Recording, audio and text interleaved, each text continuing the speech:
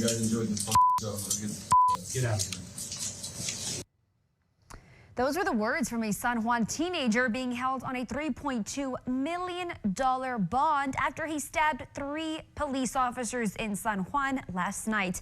Good evening, Valley. Welcome to CBS 4 Live at 6. Thank you for joining us. I'm Sydney Hernandez. We are following the case of the teenager. He was arraigned by a judge just moments ago. Our Janelle Tanguma was live to see the charges inside of the courtroom. She joins us with the latest. Janelle.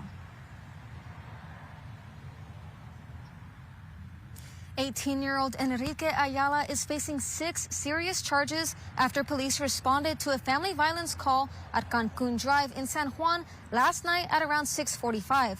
Police say they were trying to arrest Ayala when he began stabbing 3 officers. Ayala is facing 3 felony counts of criminal attempt of capital murder of a police officer. He also faces charges of assault, aggravated robbery, and resisting arrest. His total bond is set at $3,255,000. San Juan Police Chief Leandro Cifuentes described the scene from last night after the officers made contact with Ayala. Upon making the arrest, Mr. Ayala was able to slip away from the officer's grip. Therefore, Mr. Ayala pulled out a kitchen knife and started stabbing all 3 officers at that point. At that point, the officers did not know that Mr. Ayala was armed with a knife. Neither did they know that that they were being stabbed.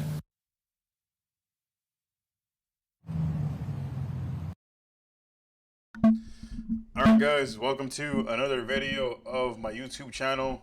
Thank you all for tuning in.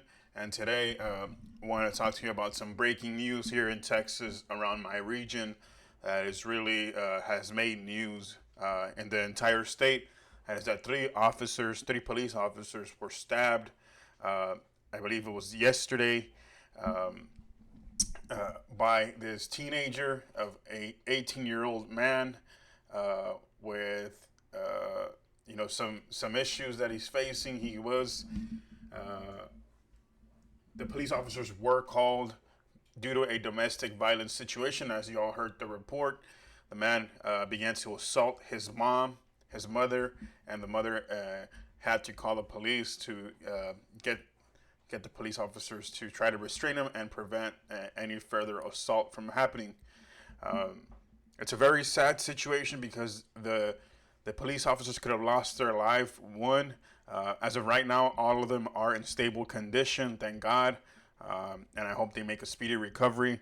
So, you could have had the loss of life of 3 public servants who were just trying to do their job, and 3 families could have been negatively impacted right before the holidays, and could have been a very sad situation all around. And 2, regardless of, or I don't want to say regardless, but although the gentleman is having some issues, he's an 18-year-old teenage boy, and so he has his future ahead of him. However, with the charges pending, capital charges, attempted assault, attempted murder of a police officer, he's going to do probably over 20 years, 25 years of prison, more than likely. I'm not saying that's what's going to happen. Obviously, all of these crimes are alleged, but more than likely that is what will happen. Yeah, it's the holidays, and one of the big things that we do see in my region, and I was doing some research on this, and it really happens a lot here in Texas, and maybe it's all around the United States. Maybe y'all can give your 2 cents. Is that around the holidays, domestic violence does see a sharp increase. That'd be, family domestic violence, where in like the situation where the son assaults the mom, or maybe basically not romantic partnership domestic violence, but also romantic partner domestic violence is up as well around the holidays. And I was seeing that a lot of the experts say that it's because of the stress that the holidays bring with financial situations. A lot of people are having issues with their financial situation, getting gifts, the stress of providing for your family around the holidays, not just with gifts, but making sure the bills are paid. You see electricity bills rise because of the weather. You have family coming over. You also have more family interaction around the holidays, and things arise. We're all human. We all make mistakes. Emotions fly sometimes. Maybe some topics are brought up that maybe are not that get people's emotions going, and can lead to a bad result. But yeah, I just wanted to make this quick video, especially in my region. In South Texas, it's a relatively safe region, especially in the Rio Grande Valley. We are in the top 10 regions as far as safety in the United States. I know one of our cities here is listed in the top 10 safest cities in the United States. Although we are on the border, and there's a lot of misconceptions about being a border town or border region and what that leads to. But more overall, it is a relatively safe region. But one thing that is concerning for me is that police officers, assaults, attacks, but also murders have been on the rise recently, or have been occurring more often than I had ever heard growing up here. So in 2020, in that city that I said was listed in the top 10 for safety, and still is. Although that is a fact, it was also a fact that in 2020, in July, 2 officers were shot, also responding to a domestic violence situation.